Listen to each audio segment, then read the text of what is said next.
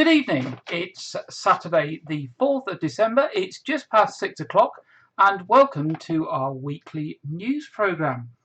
In the news this week, a special recognition scheme for volunteers and local community groups who have helped Dorset residents has launched with a call for nominees. Dorset Council and partners have set up the Dorset Volunteer Heroes Awards to thank people who have volunteered their time to help residents stay safe and keep communities going through the pandemic. At the height of the COVID crisis, over 3,000 people volunteered to support their fellow Dorset residents. More than 160 community groups sprung up overnight to offer vital support to local people in the ultimate hour of their need. And the work hasn't stopped. There are volunteers and community groups still helping every day, providing a high level of support across Dorset to the people of Dorset. Recipients of these awards will receive a letter of thanks and a certificate from the Chairman of Dorset Council in the new year. They'll also be invited to help plant some fruit trees in carefully chosen locations across the county. Residents who have benefited from the help of volunteers or the support of a community group can submit their nominations online, and the website is www.dorsetcouncil.gov.uk/volunteer-heroes. That's www.dorsetcouncil.gov.uk/volunteer-heroes. Now, there are three categories to choose from: individual volunteer heroes, young volunteer heroes, that's for those aged under 25, and heroic community groups. And the closing date for nominations is the 31st of January. So if a community group or somebody, an individual within your community has volunteered and stepped up and helped during the pandemic and since, and you'd like to nominate them, don't forget www.dorsetcouncil.gov.uk/volunteer-heroes. There we go. COVID cases in Dorset are among the highest in England currently, the local health authority has said. In an update on the 3rd of December, Public Health Dorset said that the number of people in hospital with COVID has continued to increase. Although the impact of the vaccine is being seen as hospitalisations are down compared to previous waves, a spokesman said infection rates remain at the highest levels across Dorset Council and Weymouth, Christchurch and Poole Council areas. However, there's been a slight decrease in the Dorset Council area over the last week. The spokesman said our local case rates are higher than both the South West England averages and amongst the highest in England. The number of people in hospital across Dorset with COVID-19 has continued to increase, although we can see the impact of the vaccine, as in previous waves we will have seen much higher numbers of people in hospital. There's also been a continued number of deaths related to COVID, unfortunately, each week. Now, the rates currently are in Dorset Council area 570.8 per 100,000 people, and in Bournemouth, Christchurch and Poole 609.1 per 100,000 people. And just to give you an idea, in Dorset Council area, that relates to 2,168 registered cases in the last 7 days. Staying with healthcare, Dorset Clinical Commissioning Group have announced that a new pop-up vaccination centre has opened at Vespasian House, Barrack Road, Dorchester, using office space usually occupied by NHS Dorset Clinical Commissioning Group. This follows the announcement by the Prime Minister that the COVID-19 vaccination programme is to be ramped up and accelerated. The centre is now offering appointments for both adults via the national booking system on weekdays only and children weekdays and weekends, and is already extremely busy with slots being booked up very quickly. More slots continue to be added all the time, but if the national booking system doesn't show the local centres, this means all the available slots are currently taken. And they suggest you keep checking as it's frequently updated. Also, the NHS are very keen to hear from anyone who has experience of vaccinating people, and obviously they want people to join their team because of the ramped up programme. You can apply to be part of the biggest vaccination programme in history by going along to joinourdorset.nhs.uk/vaccinators. That's www.joinourdorset.nhs.uk/vaccinators. More volunteers, not necessarily with vaccination experience, are needed at the Dorchester Centre as well. And you can volunteer via the Volunteer Centre Dorset. So just go online and search Volunteer Centre Dorset, and they are working with the NHS to provide the volunteers that will see people in and make sure they go in the right place, etc. Number 3 today, officers are investigating the theft of a trailer in Weymouth and are appealing for witnesses or anyone with information to come forward, with a CCTV image just being released, and there it is on the screen for you. The Ilford Williams double-axle trailer was stolen just after 3 a.m. on Tuesday the 23rd of November in Olswater Crescent in the Radipole area of Weymouth. In the image, the stolen trailer can be seen to the left of the truck. The brown wooden trailer in the forefront is not connected to the incident. They are appealing for witnesses of anyone who noticed suspicious activity in the area at the time to come forward, and they're also keen to hear from anyone who recognises the vehicle involved or has information about those responsible. Anyone with information is asked to contact Dorset Police on the usual numbers 101 or anonymously via Crime Stoppers charity on 0800 555 111. Whilst on the topic of crime, there has been a spate of cold callers knocking on doors in the Bridport and Bedminster area, trying to pressurise homeowners to buy goods, which often turn out to be of a poor quality. This is obviously on the doorstep, going door to door.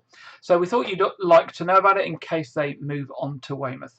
Home owners should not feel under pressure to buy anything on the doorstep.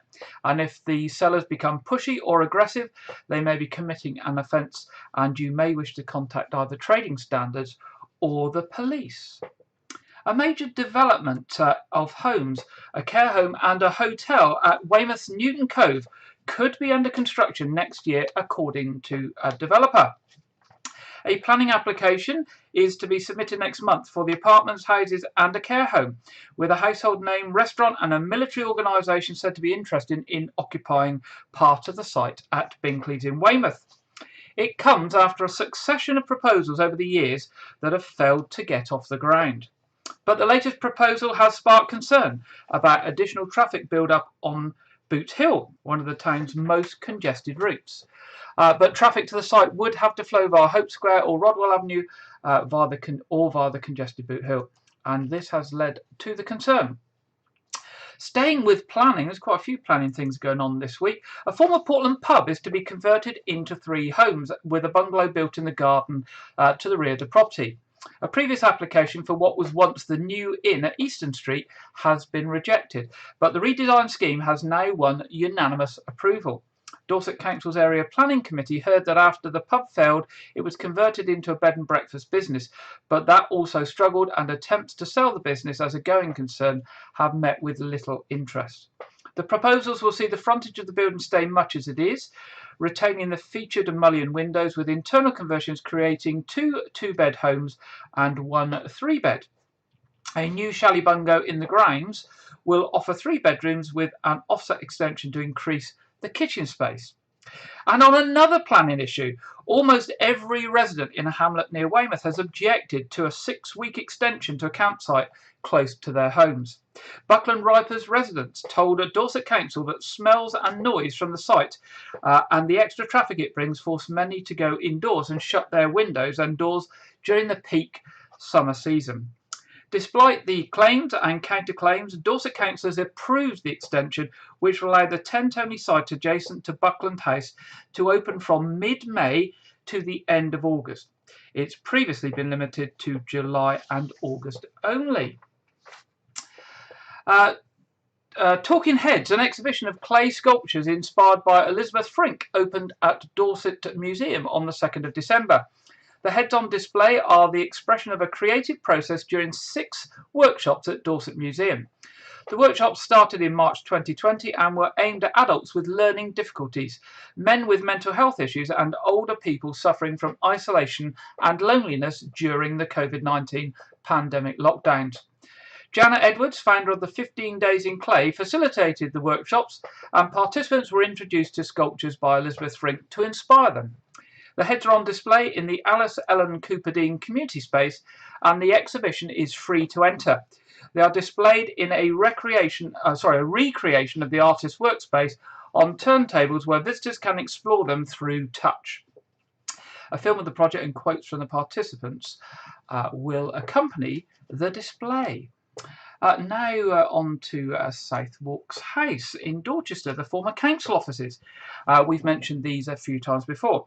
A report recommending a 20-year lease of the Southwark's House building in Dorchester to local NHS organisations will be discussed at Dorset Council's Cabinet meeting this coming week on the 7th of December. This is the preferred option for future use of the building, and local NHS organisations will make their decisions on this in February-March next year. The proposed use of Southwark's House by the NHS for a combination of clinical and office purposes would provide central and easily accessible location for the NHS, allowing it to widen its service provision for Dorset residents, and would provide the best financial return to the council. Southwark's House is currently being used for 6 months by Dorset County Hospital and other NHS partners as an outpatient assessment centre, with rapid access clinics operating out of the ground floor as part of a county-wide effort to tackle the NHS waiting list. If local NHS organisations decide not to proceed with the lease or are unable to reach a decision by the 31st of March, the report to Council recommends to pursue other options for the future use of Southwark's House. Weymouth Hospice will once again be collecting and recycling real Christmas trees from across Dorset in early January. In return for a minimum suggested donation of just £10, trees can be collected from home and business addresses between Saturday the 8th and Monday the 10th of January. The initiative is being supported by Trinity Street Christmas Trees, whose team will be making the collections in Weymouth, Portland, Dorchester, Blandford, Bridport, Sherborne, Shaftesbury and Gillingham. Fiona Hansford coordinates the project from Weymouth, and she has said, "We're so looking forward to helping the people of Dorset with their Christmas tree clear up again this year. Every tree collected means money raised for the end-of-life care we provide. It's been a challenging time for fundraising over the last 18 months, so this scheme is needed now more than ever." Tamsin Hyde from Trinity Street Christmas Tree says, "As a Dorset-based family business, we're proud to be part of the local community. We've always been pleased to partner with Weymouth Hospice Care whenever we can, and it's wonderful to be doing this again with Tree Cycle. Bookings can be made for January collection of your real Christmas trees at the Weymouth Hospice Care website, weld-hospice.org.uk. That's weld-hospice.org.uk, where you will also find out more details, including the areas covered by the project, or you can also call Weymouth Hospice Care fundraising team on 01305 261 800. And in the picture, we've got Fiona Hansford from Weymouth Hospice Care and Tamsin Hyde from Trinity Street Christmas Trees. Well done to both of those. A very worthy cause, obviously supporting Weymouth, but a much needed service as well. Dorset Police are rolling out a new mobile toolkit that provides wireless access to policing systems to replace core paper forms and free up officer time. As part of a wide range of mobile policing initiatives, a software application called Pronto has been introduced to the force to enable officers to spend less time in stations and more time in the community. The introduction of an electronic pocket notebook ensures data is recorded accurately and shared quickly with colleagues and partner agencies. Officers can also access the Police National Computer and save crime scene photographs from wherever they are, rather than having to return to the station or to use a laptop.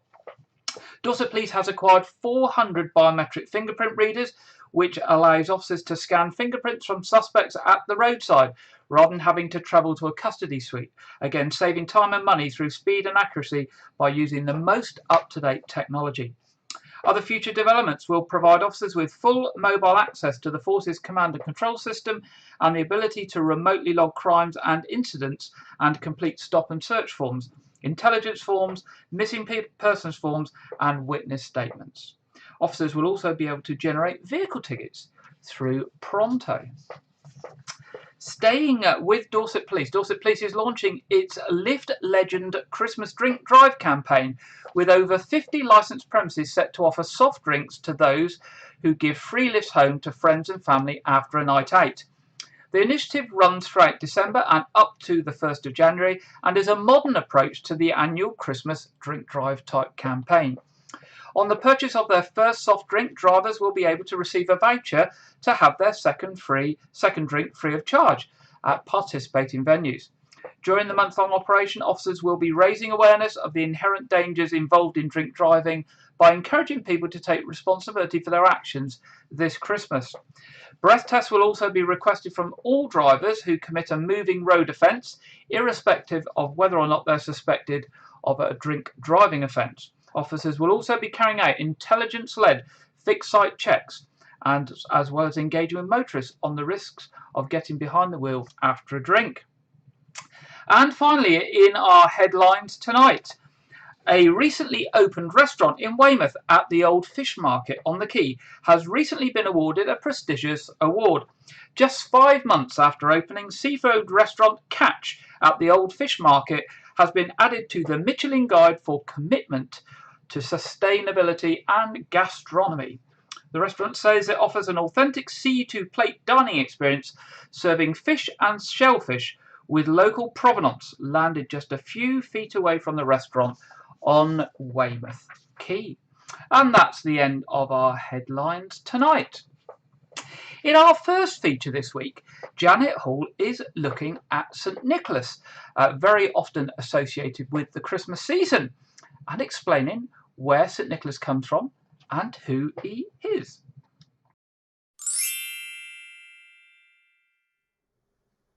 Monday the 6th of December is the feast of St Nicholas, who was a 3rd century saint who has long since inspired us because of his generosity. He is said to have sold all that he owned, giving the money to the poor, and he dedicated his entire life to serving and caring for the sick and the suffering. This legend shows how Nicholas cared for people and loved to give them gifts. There was a man, once rich, who had fallen on hard times. Now poor, he had 3 daughters of an age to be married. In those days, a young woman's family had to have something of value, a dowry to offer a prospective bridegroom. Without a dowry, a woman was unlikely to marry, and this poor man's daughters, without dowries, were therefore destined to be sold into slavery or worse.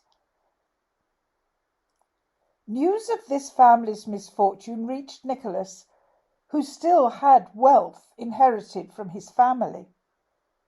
Coming in secret by night, he tossed a bag of gold into the house. What joy in the morning when the gold was discovered! The first daughter was soon wed.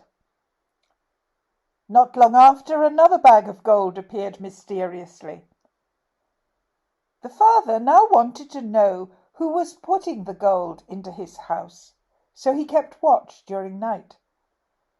A 3rd bag of gold landed inside the house, and a watchful father leapt up and caught the fleeing donor. "Nicholas, it is you!" cried the father. "You have saved my daughters from certain disaster." Nicholas was embarrassed, and not wishing his identity to be known, he begged the man to keep his identity secret. "You must thank God alone for providing these gifts in answer to your prayers for deliverance." The tradition of receiving gifts from St Nicholas is traced back to Dutch children who would leave their shoes out the night before the holiday with hopes that St Nicholas would bring them a treat. Historically, gifts of shoes, stockings, or small toys and candy were left for good boys and girls. Naughty children received roots, twigs, or even coal. Children in Germany tidy their rooms, clean their toys, and shoes and boots would be polished and set out by the door on a windowsill. They also leave letters to St. Nicholas and leave treats for his white horse or donkey. The next morning the boots are filled with candy, nuts and small gifts. But nowhere is St. Nicholas more revered than in the Netherlands. The celebration actually kicks off on the second Sunday of November, when St. Nicholas departs Madrid in Spain, where he lives, to travel to a city or town in the Netherlands. Dutch children are to keep watch to get a glimpse of him and his helpers. Tradition holds that they'll arrive in a harbour via a steamboat, and when they arrive, local church bells ring in celebration. For the next few weeks, St. Nicholas and his helpers visit children in places like schools and hospitals to determine if they've been good. If they have, they might find treats in their shoes. Families exchange gifts on the evening of December the 5th, St. Nicholas Eve. And he remains a model and symbol of living a compassionate life. I think he probably inspired our own Father Christmas. So we want to remember him for that, if nothing else. Goodbye for now. Well, I have to say, Janet's picture of St. Nicholas obviously makes him look very like Father Christmas, doesn't it? And we do sometimes hear him referred to as St. Nick. So there we go, St. Nicholas, being celebrated this weekend in the Netherlands and other places. Our second feature tonight moves to the outdoors, and often at this time of year, when we've had too much to eat around Christmas or drink, lots of people like to get out for a good fresh walk. But of course, people have to look out after the outdoors and our outdoor environment. And Dorset Wildlife Trust is one of those organisations. Now, Dorset Wildlife Trust are appealing for local people aged 18 and over to help with its wildlife conservation work in the Isle of Purbeck and in the Weymouth and Portland areas. The Trust is looking for new recruits to join a keen group of volunteers at both the Fine Foundation Wild Seas Centre at Kimridge and the Fine Foundation Chesil Beach Centre on the Portland Beach Road. With increasing concerns about the climate and ecological emergency and marine litter, alongside a newly created network of protected areas in the sea, Dorset Wildlife Trust's marine conservation work has never been more important. Local people who would like to do something valuable for the blue planet and have time to offer on a regular basis are invited to take part. No expertise is required, and as all volunteers will be provided with free training to equip them with the basic knowledge and skills necessary. Dorset Wildlife Trust's aim is to enable visitors to the Trust centres to leave feeling empowered to make simple changes in their everyday lives that benefit the planet and help tackle the environmental issues of our day. Volunteer training will include topics such as the identification of seashore animals and seaweeds, geology and fossils, and how to carry out simple seashore surveys to monitor wildlife and activities within the new Purbeck Coast Marine Conservation Zone and on Chesil Bank and the Fleet Nature Reserve. Julie Hatcher, Wild Seas Centre Officer, said, "We have an amazing team of volunteers at Kimridge and Chesil with a wide range of backgrounds and ages. What they all have in common is a passion for wildlife and a desire to help ensure its well-being. We're a friendly and fun bunch of people to work with and are looking forward to welcoming some new faces at our centres in 2022. Well, let's have a look at some of the work of Dorset Wildlife Trust, and this time we're going to look at Kimridge and hear directly from Julie Hatcher herself.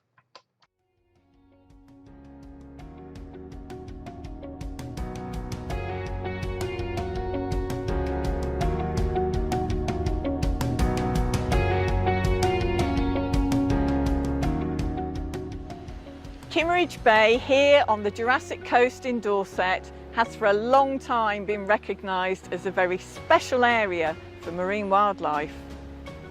In 2019, the bay, along with the whole stretch of coastline either side, became a marine conservation zone to protect the amazing wildlife here.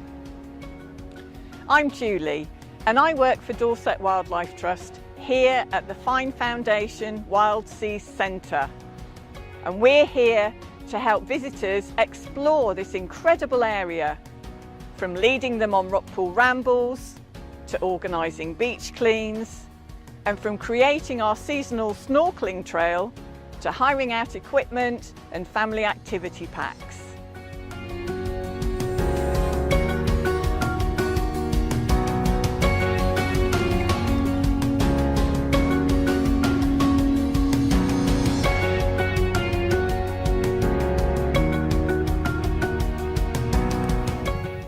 Delve into the Kimridge rock pools at low tide to find a host of delicate creatures.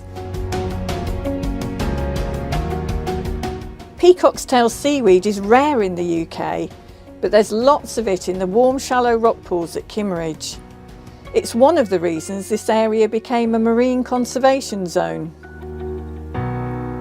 In the summer, Dorset Wildlife Trust lays a snorkel trail in the shallow waters of the bay.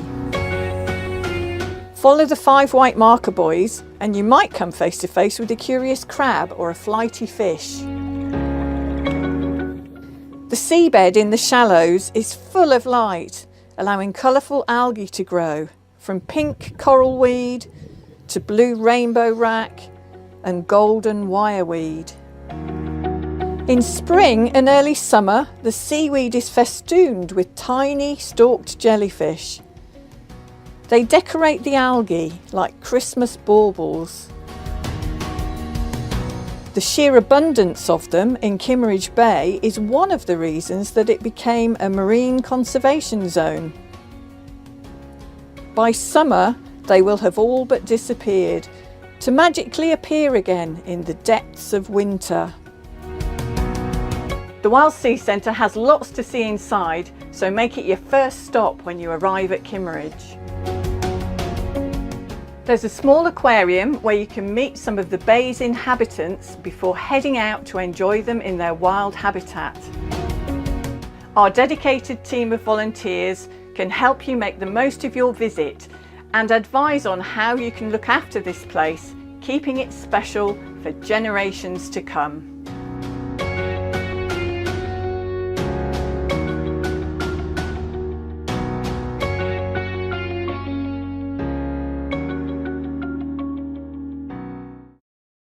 There we go. That's the work of Dorset Wildlife Trust and their Wild Sea Centres at Kimridge and Chesil Beach. Now, if you're thinking about that over the Christmas period and might like to get involved, they're going to have some open sessions at both centres in January and February, when you can meet the staff, other volunteers, and find out about what they do. There are a limited number of volunteers at both centres, so if you think you're suited, and you'd like more information, you can contact one of the relevant teams. You can contact Julie at Kimridge on kimridge@dorsetwildlifetrust.org.uk, or Sarah at Chesil Beach at chesilbeach@dorsetwildlifetrust.org.uk. So the emails are at dorsetwildlife.trust.org.uk and either Kimridge or Chesil Beach on the front. And I'm sure it's a very worthy thing to be involved in, and what fantastic underwater footage they're supplied by Dorset Wildlife Trust, and very important to actually maintain those marine conservation areas, both for future generations and for ourselves as local people. Now, our third piece is just a short piece, but we mentioned earlier on in the programme about Dorset County Hospital and other NHS partners operating from the South Walks House in Dorchester. And in today's news headlines, we heard about plans to make it a permanent NHS location to enhance the services offered by Dorset County Hospital and other NHS partners who are constantly struggling for space and modern building facilities. We thought, therefore, that you might like to know what it looks like inside, if you're likely to visit it in the weeks and months ahead. And so, courtesy of Dorset County Hospital, we're going to show you a walkthrough video now.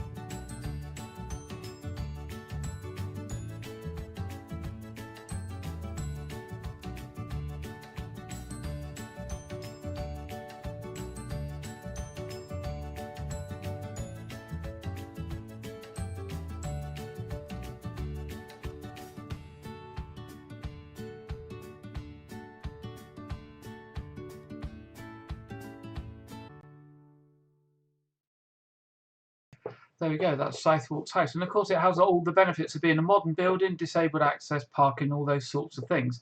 Obviously set up temporarily for the NHS at the moment. And I guess if they take it on permanently for 20 years, then those sort of temporary pods will be made into proper consultation rooms.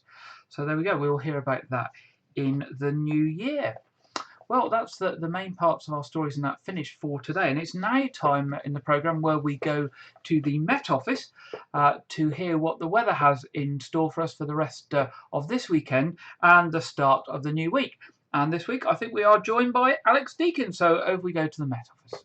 Hello, welcome to your latest update from the Met Office. This weekend we'll again see a cold wind developing, nothing like as powerful as last weekend, but nevertheless that chilly wind will bring plenty of showers across the country on Saturday. Sunday looks drier, certainly many western areas with quite a bit of sunshine. There'll still be some showers keeping going across the east.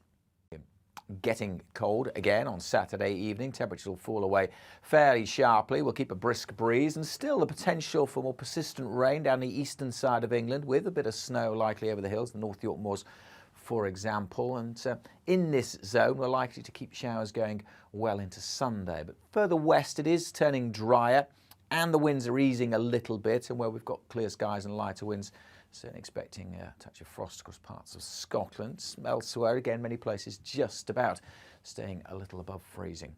Nevertheless, it'll still feel cold again on Sunday morning. A lot of cloud over the Midlands and eastern England. I think we'll continue to feed in showers across East Anglia, Lincolnshire, up towards the borders throughout the day. So in this zone, there will be showers on and off during Sunday and a lot of cloud. But from the Midlands westwards, most places dry, and certainly further west, plenty of sunshine likely, maybe just the odd shower for Pembrokeshire and Cornwall.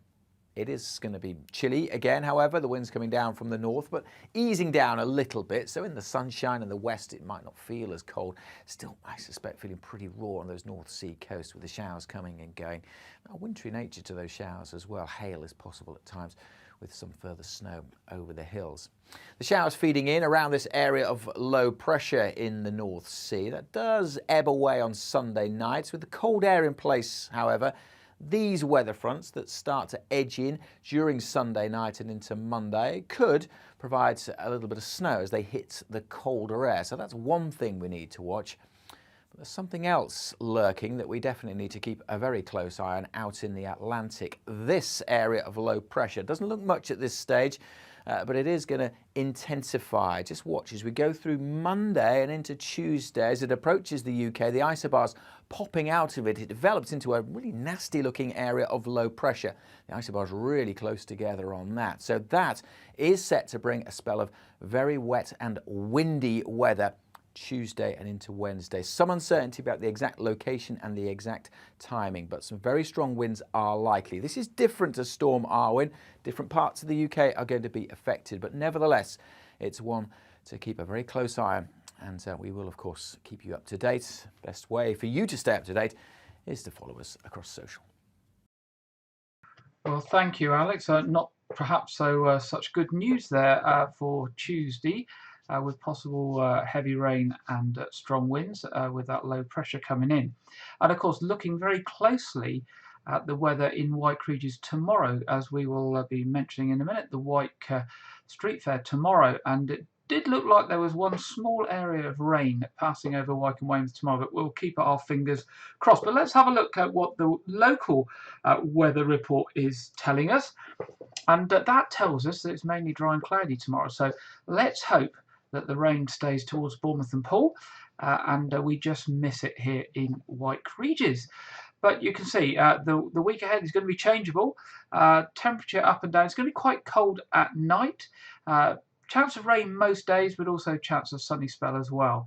So we'll just have to see what happens in the week ahead. But watch out for those storms midweek. I'm sure the Met Office will keep us updated on that.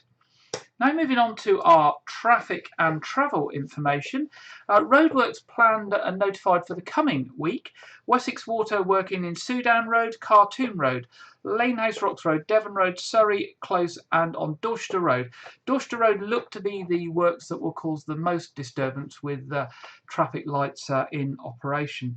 Scottish and Southern working in Hereford Road, and it's now been announced that the road works in Newstead Road will continue, and that now looks like it will remain closed to around about the 17th of December. SGN, Southern Gas Networks, are working in Southlands Road, Bradford Road, Kent Close and Weymouth Bay Avenue. On the trains this weekend, there is an amended service to and from London Paddington this weekend, and that continues through the coming week to the 10th of December. And on both Great Western and South Western trains this weekend, buses replace trains between Bournemouth and Poole and Southampton. As ever with the trains, we always recommend that you check for current information before travelling.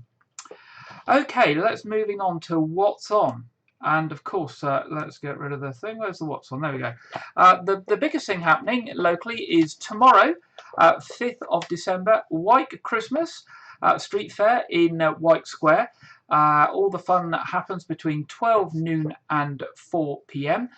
Roads will be closed from sometime in the morning, so you won't be able to drive through White Square. So that's just a reminder. And of course, if you live in that area, you will have had notes put on your cars asking you to move them out so they don't get damaged by people at the fair. Now, there's lots of stalls planned.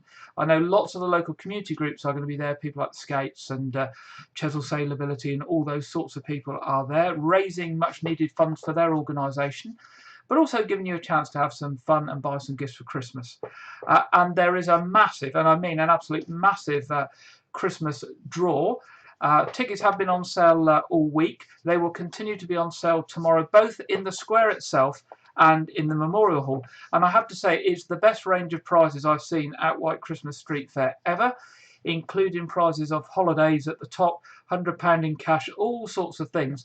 And lots of people have said to me earlier today and through the week ahead how great the prizes are, and they've all been clamouring to get tickets. So do buy your tickets to make sure you have a chance to win. They're £1 each, and they're in books of 5, and they will be on sale tomorrow in White Square, both in the square itself and in the hall. Other things on Weymouth Pavilion, of course, we are approaching pantomime season. And the pantomime will be at Weymouth Pavilion from the 11th of December through to the 2nd of January.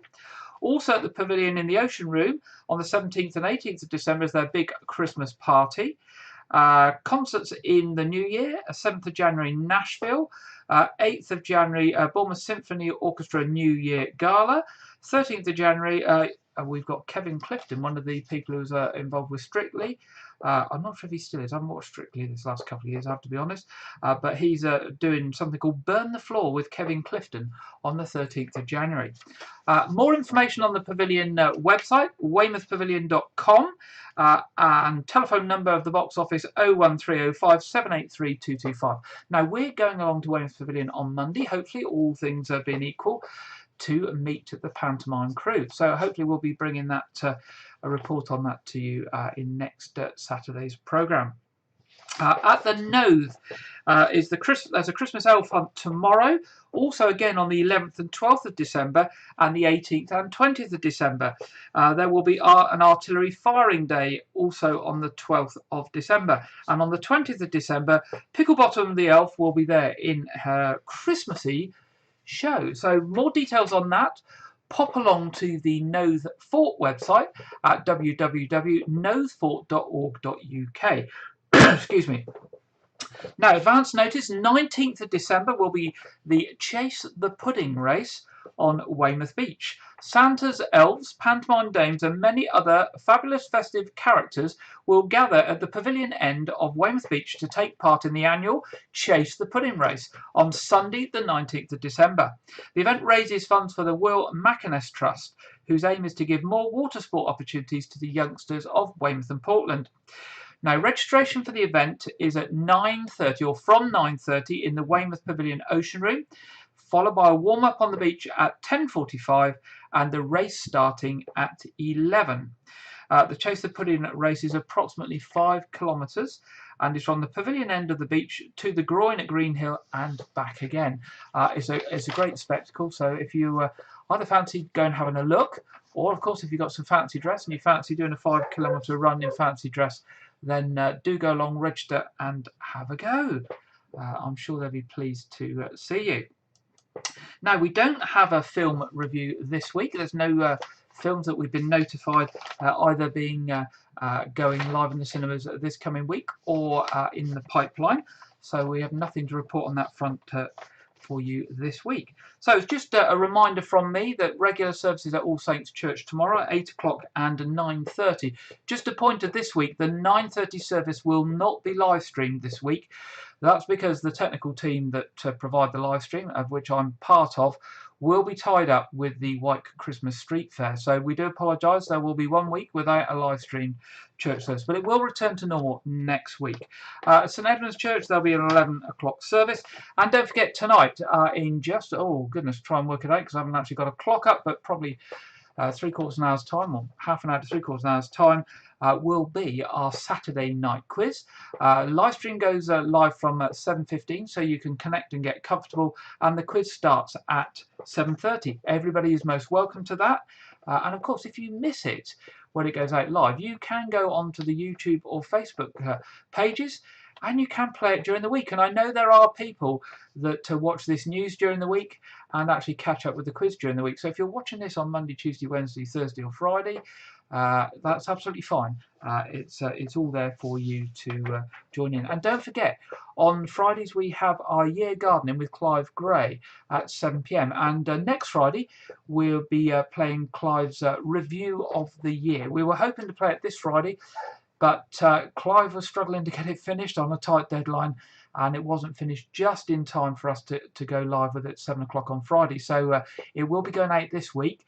And thanks, Clive, for all his hard efforts in producing that programme and sharing it with us and with the people at Kent, where he's based. He's not been too well lately, and neither has his wife. So we do send them our best wishes and thank him for struggling on and trying to keep the programme going out, the same as we all do when you get involved in these local things. And don't forget, if you want to keep up with what's going on locally and all the local events during the week, do take a look at or listen at our local radio stations. They're all community stations. They're for you, all slightly different, but all providing something. There will be something for you there on one of these stations. Chesil Radio, Keep 106 or Air 107.2. So there we go. We're at the end of another programme, and I look forward to seeing some of you at the quiz shortly. And tomorrow morning at the White Street Fair, Christmas Street Fair, do pop along and say hello. I will be running the PA in the square where they're selling the draw tickets. So it'll be nice to see people and pop along and say hi. And support that local event, raising money for local things in White Regis, and also giving local businesses and local charities the opportunity to raise some funds as well. If not, I will see you back here next Saturday at 6 o'clock for next week's news programme. Good night, have a good weekend.